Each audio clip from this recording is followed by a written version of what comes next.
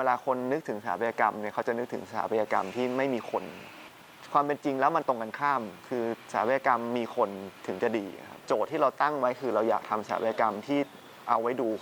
พร้อมกับการที่มีคนอยู่เต็มไปหมดรู้สึกว่าตื่นเต้นที่จะได้เห็นวันที่มีคนเข้ามาใช้งานเนี่ยระหว่างที่ทำแบบก็จินตนาการว่าจะมีคนมานั่งยังไงใช้งานยังไงนี่ครับ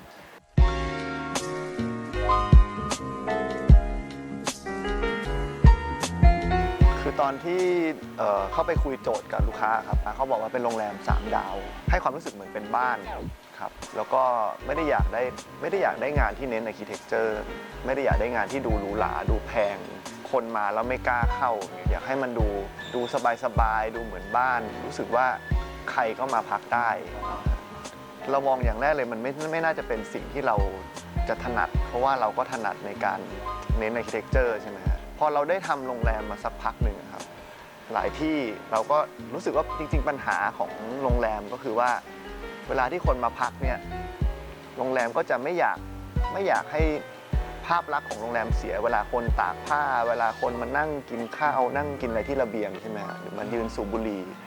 บางที่ก็จะพยายามออกแบบยังไงให้มันมองเห็นได้ไม่ชัดอย่างเงี้ยครับถ้ามันเป็นแบบนั้นน่ะมันเหมือนกับว่าเราให้ความสำคัญกับตัวอาคาร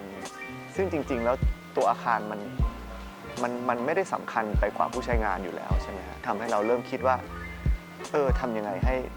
คนได้ใช้ชีวิตเหมือนอยู่บ้านนะครับอยากทำอะไรก็ทำอย่างเงี้ยแล้วอาร์คิเทคเจอร์มันเปิดโอกาสให้เขาได้ทำในสิ่งเหล่านั้นแล้วภาพลักษณ์ของอาร์คิเทคเจอร์มันไม่เสียไปครับคือเราต้องการทำระเบียงที่มีความทึบบางส่วนเพื่อที่จะให้งบประมาณไม่สูงมากนะครับเราก็เลยมีการไล่ความสูงเนี่ยตั้งแต่สูงขึ้นมาประมาณ30 เซนจากพื้นจนไปถึงสูงขึ้นมาประมาณ80 เซนจากพื้นแล้วก็มีการจัดแพทเทิร์นให้มันดูเป็นกึ่งแรนดอมเป็นกึ่งเกรเดียนไล่ไปไล่มาอย่างเงี้ยครับแล้วก็การให้สีของมันเนี่ยเราให้เป็นสีเทาอ่อนในขณะที่ตัวอาคารเนี่ยเราให้เป็นสีน้ำเงินเข้มสิ่งแรกที่มันเห็นเนี่ยกับสีขาวมันจะกลายมาเป็นฟอร์กราวของการมองนะครับไอตัวสีน้ำเงินเข้มก็จะเหมือนเป็นแบ็กกราวด์ที่มันเกิดเป็นเดฟแล้วเรารู้สึกว่าพอคนเ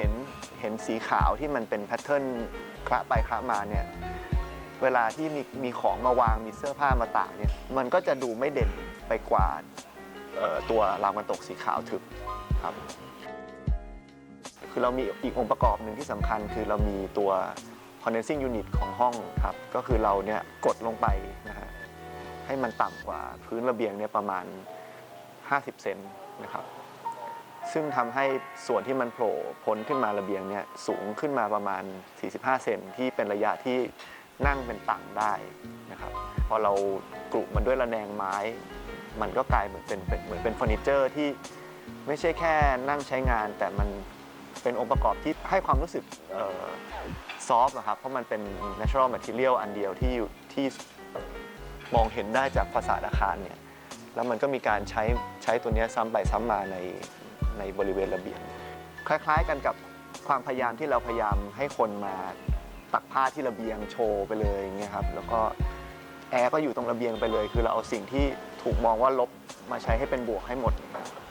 ก็แลนด์สเคปเนี่ยเราคิดต่อยอดมาจากไอเดียเรื่องระเบียงของห้องครับสระว่ายน้ำของเราก็เหมือนกันคือเราเป็นเหมือนเป็นสระที่ถูกล้อมรอบด้วยสระขนาดเล็กที่มีสเกลเท่ากับระเบียงห้องทำใ